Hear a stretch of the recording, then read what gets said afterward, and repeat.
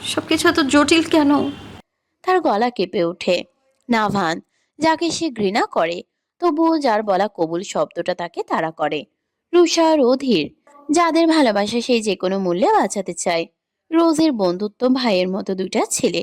সৃজন ও অধীরের বড় ভাইয়ের মতো আচরণ, আর ঝিনুকের মতো বড় টেক কেয়ার করার মতো বোন। সবাইকে সে মস্তিষ্কে রাখছে, তাদের কখনো ভুলতে পারবে না। আর বাবা, যার সিদ্ধান্তের বাইরে সে কিছু করতে পারবে না। এমনি অনেক কষ্ট দিয়েছে সে তার বাবাকে। সব মিলিয়ে হেরা যেন নিজের জীবনেই বন্দী হয়ে গেছে। সে ধীরে ধীরে মেঝেতে বসে পড়ে, মাথা দেয়ালে ঠেকিয়ে। চোখ দিয়ে নীরবে পানি গড়িয়ে পড়ে। বাইরে তখন বৃষ্টি শুরু হয়েছে। ফোয়ারার পানির সাথে মিশে টুপটাপ শব্দ তৈরি করছে। আর সেই শব্দের মাঝে হেরা বসে থাকে, ঘৃণা, বাধ্যতা আর অস্বীকার করা এক অদ্ভুত অনুভূতির মধ্যে আটকে যাওয়া এক নিঃশব্দ গল্প হয়ে। এখন আমি যেভাবে বলবো ঠিক সেই লাইনে চলবে, বাকিটা আমি সামলে নেব। শামসুল চৌধুরী বসে আছে তার বিলাসবহুল বাড়ির বিশাল ড্রয়িং রুমে। চারপাশে নীরবতার এক অদ্ভুত ভার। দেয়ালে ঝোলানো দামি চিত্রকর্ম, ঝাড়বাতির আলোয় চকচক করছে মার্বেলের মেঝে। মন্ত্রীর বাড়ির সবকিছুই যেন তার ক্ষমতা আর প্রভাবে নিঃশব্দ সাক্ষী। কিন্তু আজ তার চোখে সেই চেনা কঠোরতা নেই, বরং সেখানে লুকিয়ে আছে এক অদ্ভুত দ্বিধা আর গভীর চিন্তার ছাপ। তার সামনে দাঁড়িয়ে আছে তার ছেলে নিলয়, মুখে একরাশ হাসি, চোখে উজ্জ্বল স্বপ্ন। এতদিনের দূরত্ব যেন এক মুহূর্তেই মিলিয়ে গেছে। বাবার কাছাকাছি আসার এই অনুভূতি, এই স্বীকৃতি, নিলয়ের ভেতরে এক অদ্ভুত উষ্ণতা ছড়িয়ে দিয়েছে। সে তাকিয়ে আছে শামসুলের দিকে, যেন বহুদিনের অপূর্ণতা আজ পূর্ণ হতে চলেছে। নিলয়ের কণ্ঠে ভেসে আসা আবেগ মাখা আবেদন। সে তার হেরা ফুলকে চায়, নিজের করে চায়। শুধু ভালোবাসার অধিকার নয়, তাকে নিজের জীবনের অংশ করে নিতে চায় চিরতরে। Thanks dad, love you so much. ছেলের কণ্ঠে কৃতজ্ঞতা, ভালোবাসা আর স্বস্তির মিশেল। মনে হচ্ছে তার পৃথিবীটা যেন ঠিক হয়ে গেছে এই একটুখানি সম্মতিতে। কিন্তু শামসুলের ঠোঁটের কোণে ধীরে ধীরে ভেসে ওঠে এক অদ্ভুত হাসি, যেখানে মায়ার চেয়ে রহস্যটাই বেশি। সে ধীর পায়ে উঠে দাঁড়ায়, নিলয়ের কাছে গিয়ে তার কাঁধে হাত রাখে।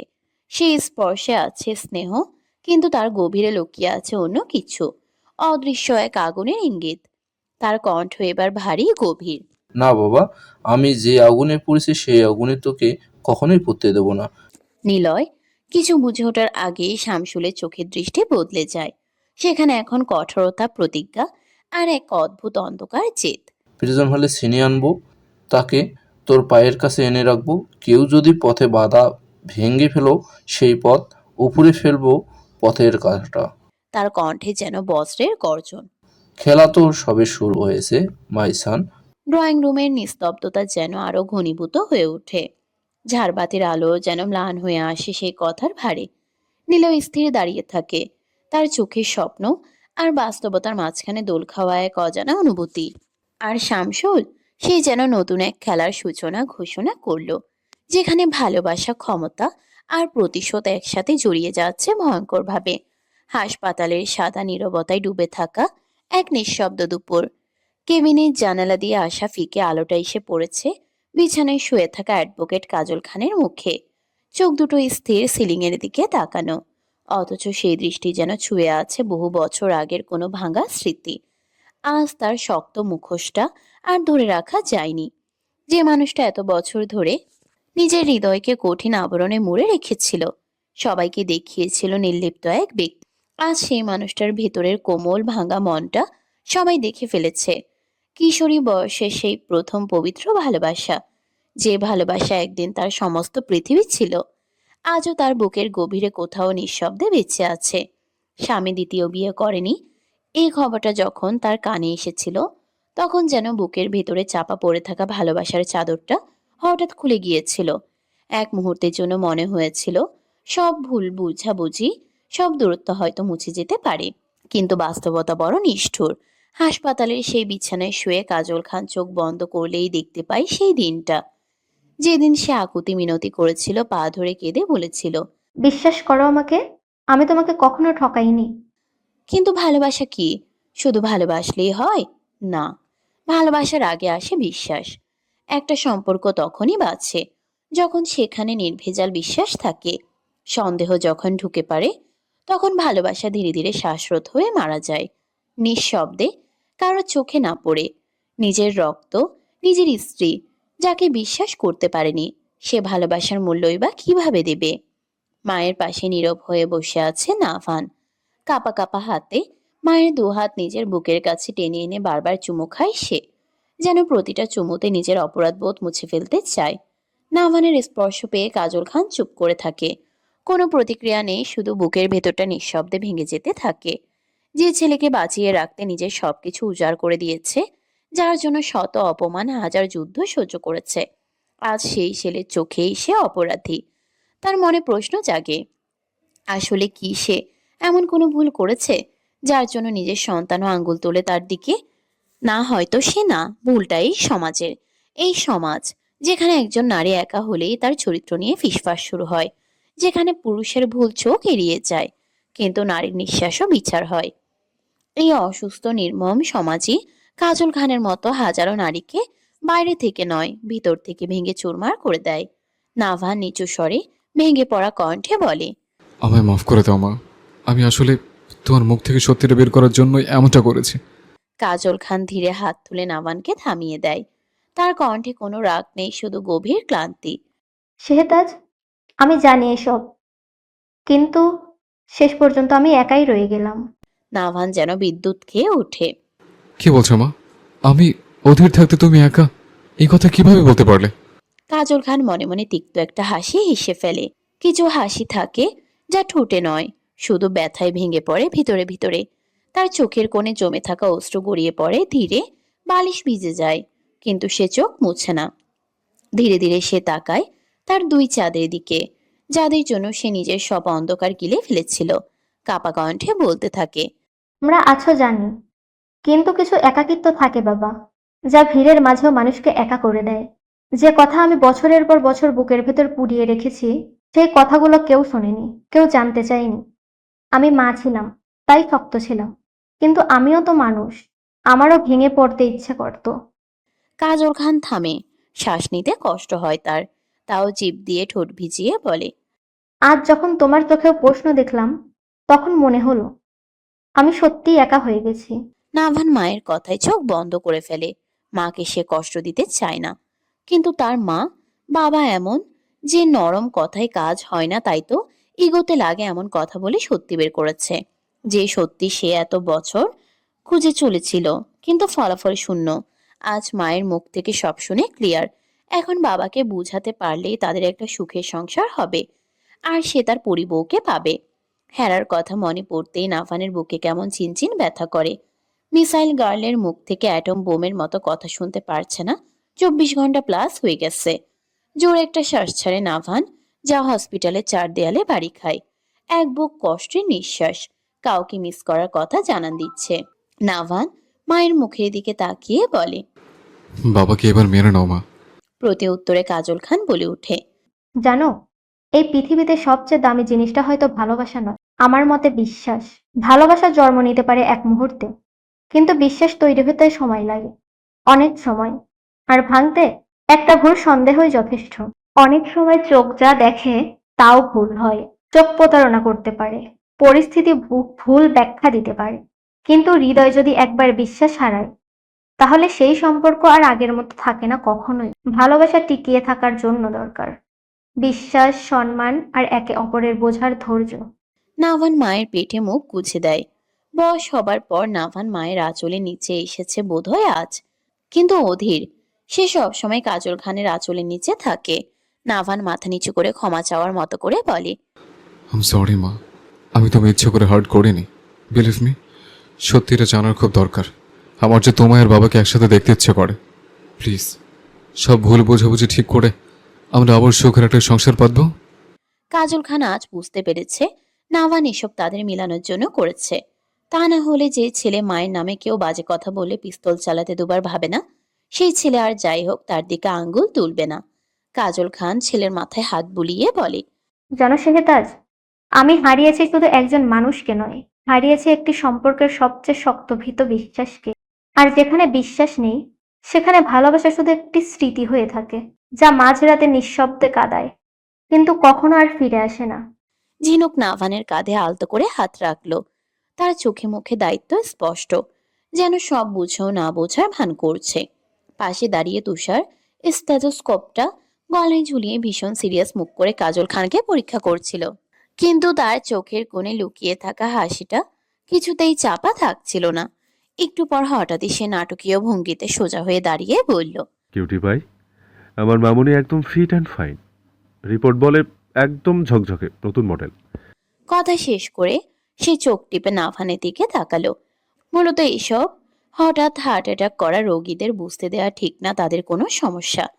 জানলে এটা নিয়ে চিন্তায় থাকলে আরো সমস্যা হয়। নাভান শুনেছে তুষার তাকে জানিয়েছে কাজল খান ছোটখাটো হার্ট অ্যাটাক করেছে। তাই নাভান সব চিন্তা সাইডে রেখে মনোযোগ দেয় মায়ের পানে। শালাবাবু, তুমি এখন নিয়ে যেতে পারো তোমার মামুনিকে, তবে সাবধানে। এত প্রেশিয়াস জিনিস কিন্তু রাস্তায় পড়ে গেলে আমি দায়ী না। নাভান হালকা হেসে কাজল খানের দিকে তাকালো, তারপর একটু ইতস্তত করে বলল। আজই যাব? কাজল খান ভ্রুকুচকে তাকালেন। তার সেই চিরচেনা দৃঢ়তা আবার যেন ফিরে আসছে, কিন্তু ভেতরে ভেতরে কোথাও একটা নরম ভাব এখনো রয়ে গেছে। তুষার হঠাৎ নাটকীয় ভাবে বুক চাপড়ে বলে উঠল। তুমি যেতে না চাইলে যেও না। এই অধম ডাক্তার ছেলের কাছেই থেকে যায়। তারপর হঠাৎ করেই চারপাশে তাকিয়ে গম্ভীর গলায় বলল, তোমার ওই বিলাসবহুল বাড়ির মতো সব ফ্যাসিলিটি আমি হাসপাতালেই করে দেব।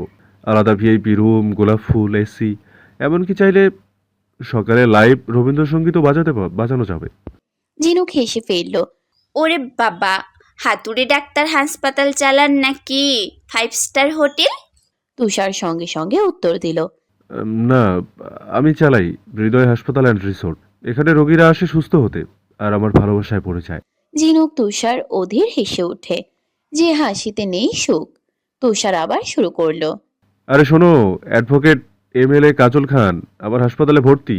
এটা যদি বাইরে ছড়িয়ে পড়ে তাহলে কি হবে জানো? সে নিজের কথার উত্তেজনায় নিজেই হাত নেড়ে বলল। তোমার ছাত্রছাত্রীরা দলে দলে এখানে আসবে। কেউ বলবে ম্যাম কোথায়, কেউ বলবে ম্যামকে একবার দেখবো। আর আমার হসপিটালের একটা অ্যাড হয়ে যাবে।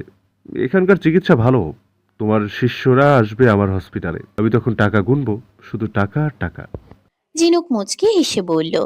এই জন্যই হাতুড়ে ডাক্তার এত যত্ন নিচ্ছে আমার মামনিকে। তুষার ভান করে কষ্ট পেল। আহা, আমাকে এতটা নিচে নামালে ঝিনুকমালা। আমি কিন্তু একদম নিঃস্বার্থ। একটু থেমে আবার ফিসফিস করে বলল। তবে একটু স্বার্থ থাকলে দোষ কি? অধীর মাথা নেড়ে হাসলো। কতক্ষণ পরে হাসিটা তার মুখে ফুটেছে, হালকা, নির্ভার। মায়ের অসুস্থতায় ছেলেটা একেবারে নরম হয়ে গেছে। মন ভালো থাকলে তুষারের সাথে ভণ্ডামি করত, কিন্তু রুষার জন্য মনটা ভীষণ পুড়ছে। ভালোবাসার মানুষের অনুপস্থিতিতে ভণ্ড বাচাল ছেলেটাও চুপ হয়ে যায়। কাজল খান সবার দিকে তাকিয়ে থাকলেন। এই ছেলে মেয়েগুলোর হাসি, ঠাট্টা, ভালোবাসা সবকিছু তার বুকের ভিতরটা নরম করে দিল। তিনি ধীরে ধীরে বললেন। তোমাদের সাথে থাকলে মনে হয় জীবনটা এখনো শেষ হয়ে যায়নি। তুষার সঙ্গে সঙ্গে বলে উঠল। শেষ হবে কেন? এখনো তো সিজন 2 শুরুই হয়নি মামুনি। ঝিনুক হেসে বলল। আর আমরা সবাই মিলে সেই সিজনের হিরো হিরোইন হব, কি বলো? নাভান মায়ের হাতটা শক্ত করে ধরল। এতক্ষণে কাজল খান রেডি হয়ে গিয়েছে যাওয়ার জন্য। ছেলের ভরসাময় হাতের দিকে তাকিয়ে থাকেন এক মন ভাঙা মা। চলো মা, এবার বাড়ি যাই। কাজল খান একবার চারপাশে তাকালেন। এই হাসি, এই উষ্ণতাই মানুষগুলো। তারপর ধীরে মাথা নাড়ালো। চলো। নেপালের রাত যেন এক অদ্ভুত নীরবতার আবরণে ঢাকা। চারপাশে পাহাড়ের কালো ছায়া, আকাশে ঝলমলে তারা, আর ঠান্ডা হাওয়ার হালকা ছোঁয়া। দূরের কোনো মন্দিরের ঘণ্টাধ্বনি ভেসে আসে, আবার মিলিয়ে যায় নিস্তব্ধতায়। সেই নীরবতার মাঝেই জানালার পাশে বসে আছে হেরা, চোখ দুটো পথের দিকে স্থির, যেন প্রতিটা শব্দে সে খুঁজে বেড়াচ্ছে একটাই মানুষকে, তার বাবা জাওয়াত খান। হ্যাঁ, তার বাবা, জন্ম না দিয়েও বাবা তিনি। এই পৃথিবীতে তার আপন কে আছে? এই প্রশ্নটা আজ বারবার মাথায় ঘুরছে। আপন জন, আপন জন আর আপন মানুষ দুটো কি এক? হেরা ধীরে ধীরে নিজের উত্তর নিজেই খুঁজে পায়। না, এক না। আপন জন হয়তো রক্তের সম্পর্ক, সমাজে দেওয়া পরিচয়, কিন্তু আপন মানুষ তো সেই যার কাছে নিজের ভাঙা মনটাও লুকোতে হয় না, যে না বললেও বুঝে নেয় সব কথা। হেরার কাছে সেই মানুষটা একটাই, তার বাবা। হঠাৎ দরজার বাইরে পায়ের শব্দ। হেরার বুক ধক করে উঠে। দরজা খুলতেই সামনে দাঁড়িয়ে জাওয়াত খান। মুখটা গম্ভীর, চোখে জমে থাকা রাগ আর অভিমান। কি আছে না কি বোঝা গেল না, কিন্তু মন যে ভীষণ খারাপ তা ওই মায়াবী মুখখানার দিকে তাকালেই বোঝা যাচ্ছে। হেরা এক মুহূর্তও দেরি করে না, দৌড়ে গিয়ে বাবাকে জড়িয়ে ধরে কেঁদে দেয় বাবা বলে। বাবা, বাবা। এই এক ডাকেই যেন সব জমে থাকা কষ্ট ভুলে যায়। জাওয়াত খান প্রথমে চুপ করে থাকেন, কিন্তু মেয়ের কাপা কণ্ঠে আর শক্ত করে ধরে থাকা হাত দুটো তাকে নরম করে দেয়। ধীরে ধীরে তিনি হেরার মাথায় হাত রাখেন, বুকে টেনে নেন। পাগলি মেয়ে আমার, কাঁদছো কেন আম্মাজান? হেরা মাথা নেড়ে আবারও জড়িয়ে ধরে, যেন এই মানুষটাই তার পুরো পৃথিবী, তার একমাত্র আশ্রয়। তুমি আমার কথায় কষ্ট পেয়েছো বাবা, আমি বুঝিনি, প্লিজ তুমি আমায় মাফ করে দাও। আমি আর কখনো এমন কথা বলবো না, প্লিজ বাবা। আমি আমার আম্মাজানের উপর রাগ করে থাকতে পারি বুঝি মা? মা তো কত কথাই বলে, ছেলে কি রাগ করে থাকতে পারে বলুন? হেরার মনে হলো সে কত বড় ভুল করেছে তার বাবাকে কথা শুনিয়ে। এই যে এত মমতাময়ী ডাক, আম্মা যান, এটা শুনলেই হেরা সব ভুলে যায়। বাবা মেয়ের মান অভিমানের পাল্লা কিছুক্ষণ চলে। জাওয়াত খান মেয়ের মাথায় হাত বুলিয়ে নিজে বসে সোফায়, তার উরুর উপর শুয়ে দেয় হেরাকে। তেল দিয়ে হেরার মাথায় তেল দিতে দিতে তেল নিয়ে হেরার মাথায় তেল দিতে দিতে বলে, আম্মাজান চুলের যত্ন নেন না আপনি ঠিক মতো? কেমন উস্কো হয়ে গেছে, পাগলির মতো লাগতেছে এখন। রুশা নাক মুখ ফুলিয়ে জাওয়াত খানের দিকে তাকিয়ে বলে, হ্যাঁ হ্যাঁ, একজনের দিকে সব খেয়াল, আর একজন যে টাক হয়ে যাচ্ছে তার দিকে খেয়াল নেই। ইস, কি ভালোবাসা! আমার তো একটুও দরকার নেই। না, আমি বলছি আমায় দিয়ে দিতে, মাথায় তেল ফেল। জাওয়াত খান হাসে। হেরা আর রুষা মাথায় তেল দেয়া নিয়ে কত কাহিনী করে। জাওয়াত খান খুব ভালো করে তেল দিতে পারে। পিচ্চি বউয়ের চুলও তো হেরার মতো লম্বা ছিল, তা তো সে নিজেই যত্ন করত। সেই থেকে জানা তেল দেওয়ার প্রসেস।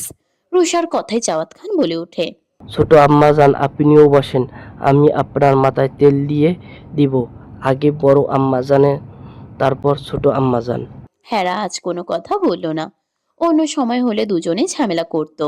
জাওয়াত খানও বুঝতে পারে মেয়েদের মন ভালো নেই, তাই তিনিও মেয়েদের সাথে স্বাভাবিক হতে চাইছে। এত বড় মেয়েদের উপর কিছু চাপিয়ে দেয়া তার ক্যারেক্টারের বাহিরে। নিজের রক্তর সাথে বেমানি করলো জাওয়াত খান।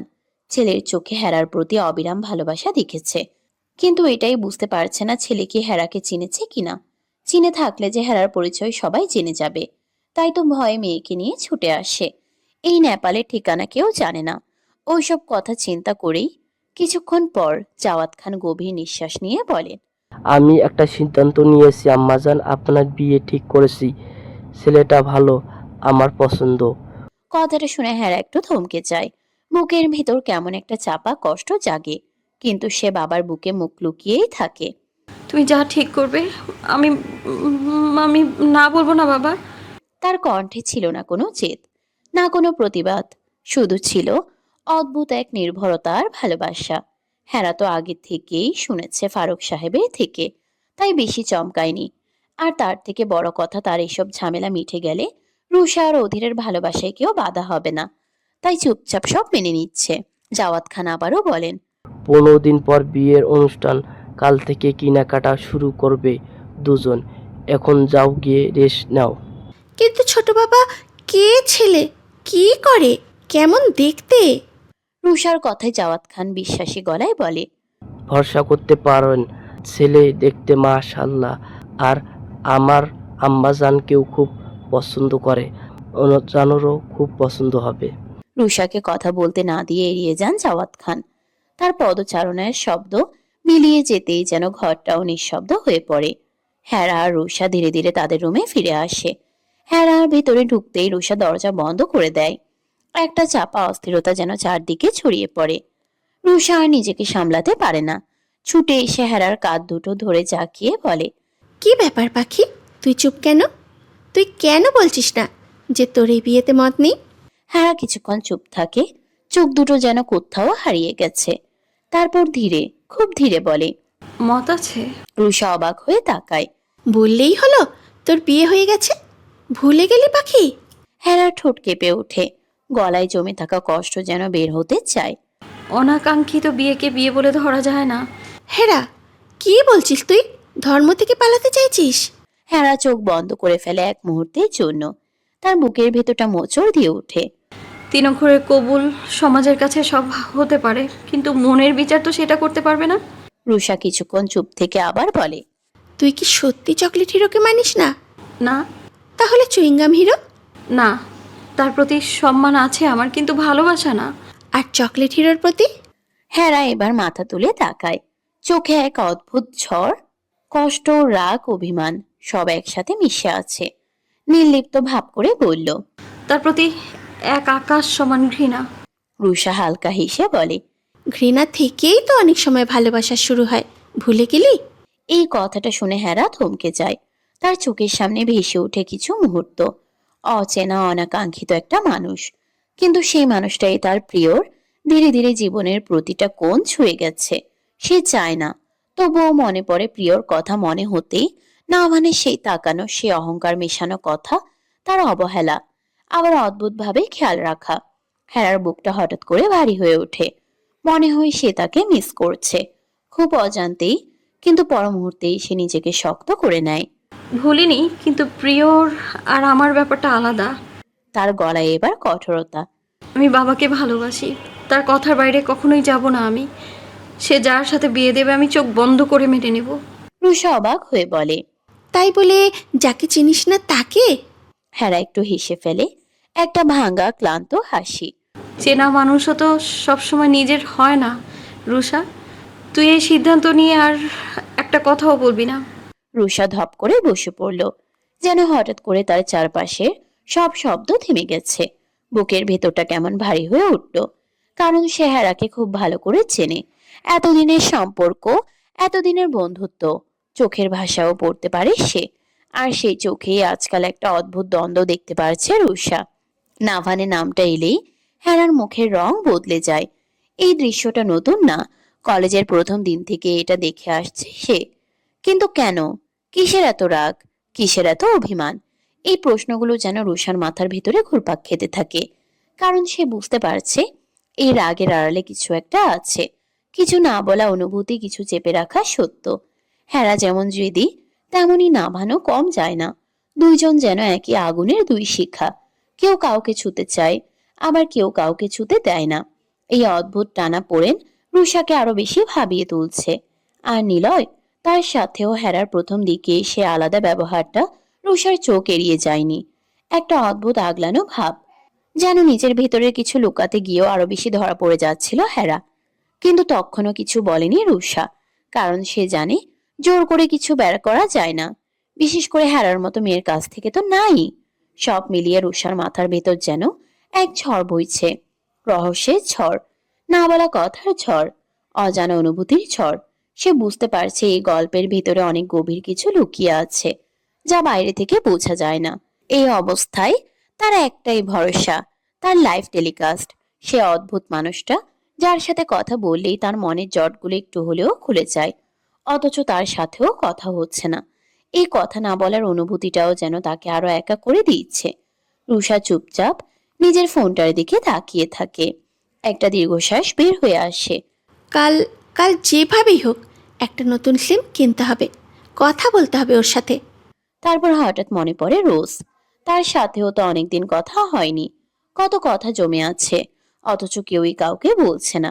দুইটা মন, দুইটা আলাদা মানুষ, তবুও অনুভূতিটা একই। মিস করা, অপেক্ষা করা, আর না বলা হাজারো কথা বুকের ভেতর জমিয়ে রাখা। শুকনির নামের মতোই শান্ত স্নিগ্ধ হওয়ার কথা ছিল যে বাড়িটি, আজ সেটি সবার কাছে পরিচিত কাজল ভিলা নামে। অথচ সেই নামের আড়ালে লুকিয়ে আছে না পাওয়া ভালোবাসার দীর্ঘশ্বাস, হারানোর বেদনা, আর মনের গভীরে জমে থাকা অজস্র না বলা কষ্ট। বাড়ির প্রতিটি মানুষের ভেতরেই যেন চলছে এক অদৃশ্য যুদ্ধ, ভালোবাসা পাওয়ার, ভালোবাসা ধরে রাখার, আর হারিয়ে ফেলার ভয়কে চাপা দেওয়ার।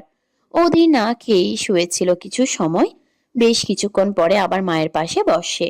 শরীরটা ক্লান্ত হলেও মনটা যেন আরো বেশি বিধ্বস্ত। নাভান আর অধীর দুজনেই মায়ের পাশে বসে আছে। কাজল খান যতক্ষণ না ঘুমিয়েছে ততক্ষণ পর্যন্ত দুই ছেলে তার দুই পাশে প্রহরীর মতো দাঁড়িয়েছিল। কাজল খান বুঝতে পারছিলেন তিনি চোখ বন্ধ না করা পর্যন্ত এই দুই ছেলে তাকে একা ছেড়ে যাবে না। তাই তিনি ধীরে ধীরে ঘুমানোর ভান করে শুয়ে রইলেন, যেন তাদের একটু শান্তি দেওয়া যায়। রোজ আপাতত তাদের ভাড়া বাসায় থাকছে, আর ঝিনুক আছে নাভানদের বাড়িতে। তুষার নিজেই যেতে মানা করেছে, বাবাকে ফোন করে জানিয়েছে সে কিছুদিন এখানেই থাকবে। বড় বোনের মতো করে নাভান আর অধীরের পাশে দাঁড়িয়ে আছে ঝিনুক। রোজ কেউ থাকতে বলেছিল, কিন্তু মেয়েটার মামা মামি আসবে বলে সে চলে গেছে।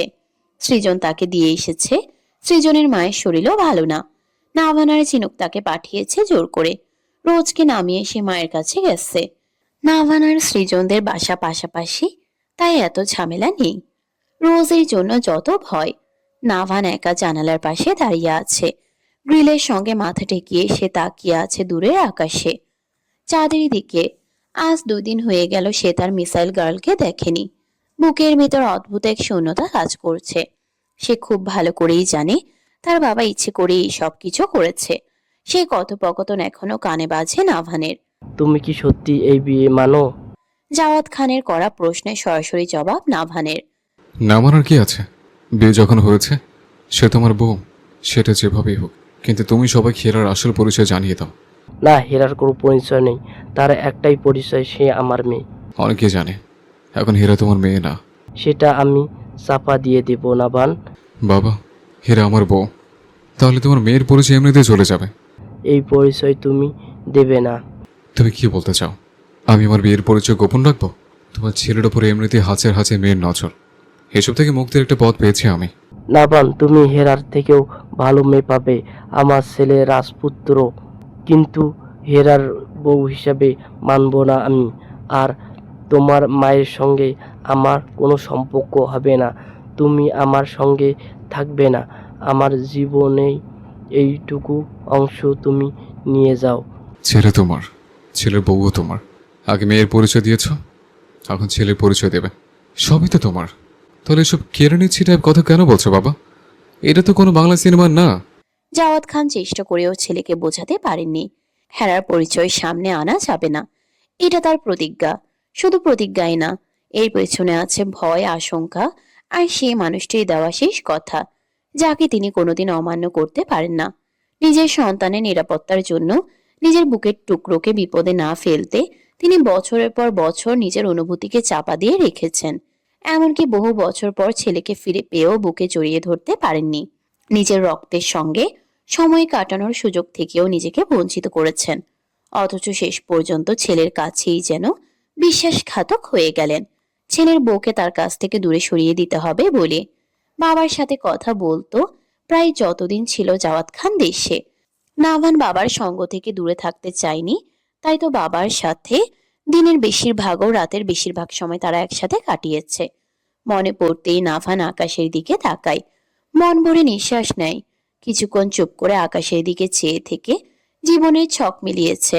নাভান নিঃশব্দে ফোনটা হাতে নেয়, কারো নাম না নিয়ে একটি মেসেজ পাঠায়। কিছুক্ষণ পর ফোনের ক্ষীণ শব্দে একটি ঠিকানা ভেসে ওঠে। সে চুপচাপ সেই ঠিকানার দিকে তাকিয়ে থাকে, তারপর আরেকটি মেসেজ টাইপ করে। খুব মিস করছি, চলে আসো, আর অনেক ধন্যবাদ। মেসেজ পাঠিয়ে সে অজান্তেই নিজের বুকের কাছে হাত রাখে, যেখানে ঠোঁটের আকারে ছোট্ট একটি ট্যাটু আছে। আঙ্গুল দিয়ে আলতো করে ছুঁয়ে যায় সেটাকে, যেন সেখানে লুকিয়ে আছে তার সব অনুভূতি, সব না বলা কথা। চোখ বন্ধ করে বিড়বিড় করে ভাঙা গলায় বলে ওঠে, তুমি ত্রিমাত্রার সীমা ছাপিয়ে ওঠা এক অনন্ত আকাশ, আর আমি বহুমাত্রা ভিড়ে হারানো এক নিঃশ্বাসের আর্তনাদ। তোমায় ছোঁয়ার জন্য প্রতিটা মাত্রা ভেঙে ফেলতে চাই আমি, কারণ এই দ্বিমাত্রিক ভালোবাসা আমার কাছে খুবই ক্ষুদ্র লাগে। আমি চাই সব হিসাব, সব সীমা, সব অস্তিত্ব মুছে গিয়ে আমি হয়ে যাই শুধু এক অনুভূতি, যার গভীরতা মাপার কোনো মাত্রা নেই। শুধু তুমি আছো, আর আছে তোমার মাঝে আমার নিঃশ্বাস ডুবে থাকা। রোজের শরীরটা ভীষণ খারাপ, জ্বরে কাঁপছে মেয়েটা, অথচ একা ঘরে থাকতে ভয় পাচ্ছে। হেরা রোষা নেই, খুব একা লাগছে নিজেকে। মামা মামি আসার কথা ছিল, কিন্তু কোনো অজানা কারণে তারা আর আসেনি। 4-5টা যেন আজ নীরব বেশি, নেই কোনো কোলাহল, নেই পড়ার প্যারা। একদিকে সৃজন তার মায়ের অসুস্থতা, অন্যদিকে যার জন্য তার হৃদয় ধরফর করে সেই মানুষটাও ভালো নেই। তার উপর সবচেয়ে কাছের মানুষ বন্ধুরূপী ভাই অধীর, আর নাভান আজ মনমরা, যেন চারদিক থেকে মন খারাপ এসে ছেলেটাকে ঘিরে ধরেছে।